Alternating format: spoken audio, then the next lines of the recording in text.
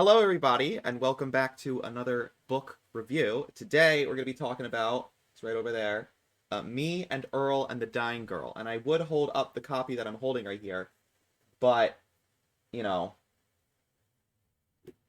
green screen. It's a bit of an issue.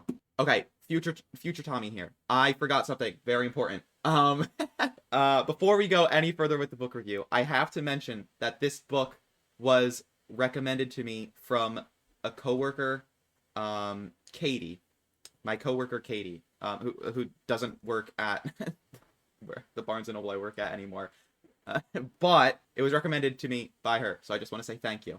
Anyways, go back to the review. Let's see if there's anything on the back that is good to read. There is. So it says, "This is the funniest book you'll ever read about death.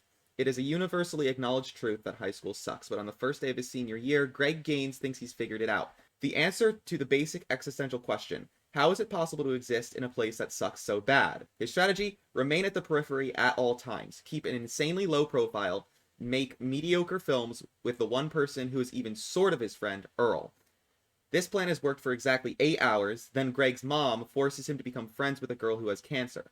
This brings about the destruction of Greg's entire life."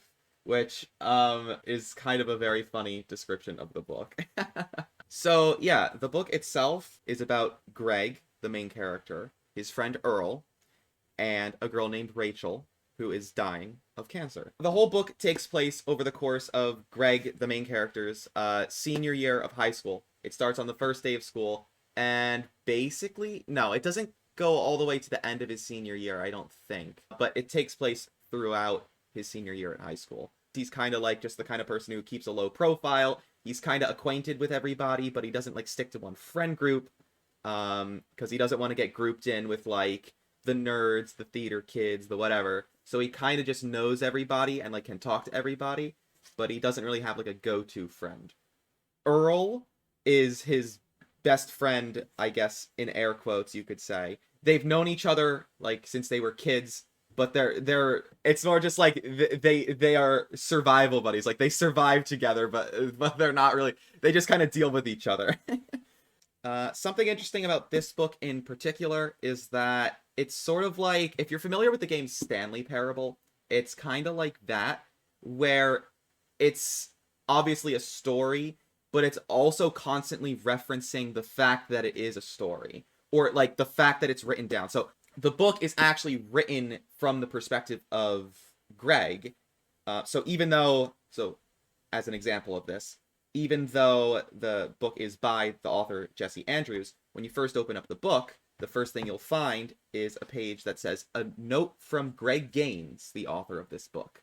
So right away, it's saying, like, this book is supposed to be interpreted as being written by the character in the book, not, like, written by a real-life author, right? And so it's written from his perspective, the whole book, and that almost right out the gate gives you that, like, sort of self-referential kind of feel, where the book is being written by a character in the book.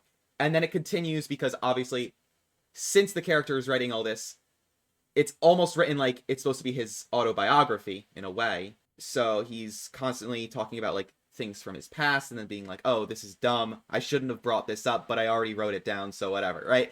So it's written in a way where it feels just like a constant train of thoughts coming from this high schooler, but it's done in such a particular way where it doesn't get annoying. Like it's constantly done for humor, and it like it always lands, at least in my eyes. Like the author opens with saying stuff like, "I was considering opening this book with a cliche line, but like I don't even know what cliche line I would even start with," right? Like that kind of thing, where he's constantly just being very critical of his own writing, but it's in the book. It's sort of both a story as well as a discussion of how hard it is to write a story, which is kind of interesting, I think. It sort of subverted my expectations in a lot of ways. I didn't know much about it going into it, other than I've heard about the book. I heard it was pretty good, but I really didn't know what to go or what I was getting into, and I was pleasantly surprised from the start. And then it maintained like the character of the first few pages, which the first few pages like perfectly set up what you're getting into, but it manages to maintain that level of expectation, I think, throughout the entirety of the book.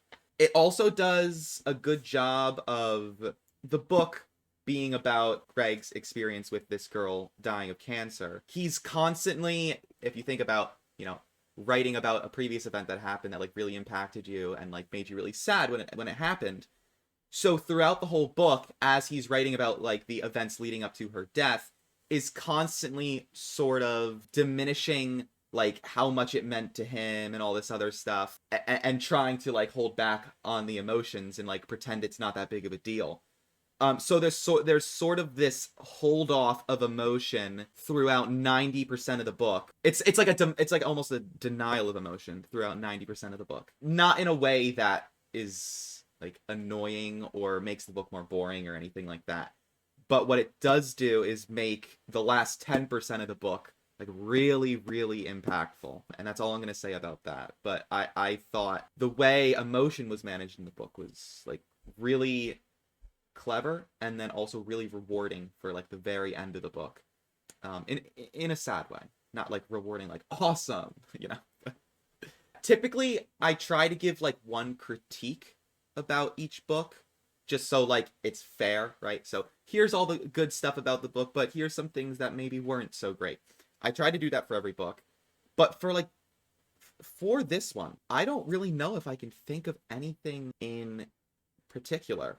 I mean, there are some times, it's about high schoolers, so there's some times where, like, the language is a bit vulgar, and, like, that's not really my thing, but, like, I think it's natural. I think it works really well in the context of the book. It doesn't feel out of place, so I can't really take points away for that. I think the book hit just about every single, mark for me, for what it was going for, at least. I think it executed what it was going for perfectly and to its entirety. And so, for that reason, this invisible book here, I'm going to be giving basically a 10 out of 10. Like, I have no issue with any point of the book. I read it really quickly because I wanted to pick it up almost like all the time. It was really funny, really clever, and like I said, it is heartfelt, but it kind of holds off on the emotion, but in a way that works. And so it was really good. For a story, it hit all the right spots, I think. That is it. I don't really have much more else to say, but what I will say is that if you haven't read in a while, and you want something that's like fun and kind of a quicker read, this is a bit of a quicker read, even though it's kind of thick. Not really that thick, honestly. Pretty average, but it's just super entertaining, and it's not too dense or anything like that with like words. The font in the book isn't as small as other books, so you can kind of breeze through it pretty quickly, and it's really entertaining, so like you'll always want to keep going back to it. So if you haven't read in a while, I think this book is like the perfect spot to try and dip your toes back into the metaphorical waters of reading. I literally cannot recommend this book enough, but I can't just keep saying that at the end of the video, so that's it. Peace.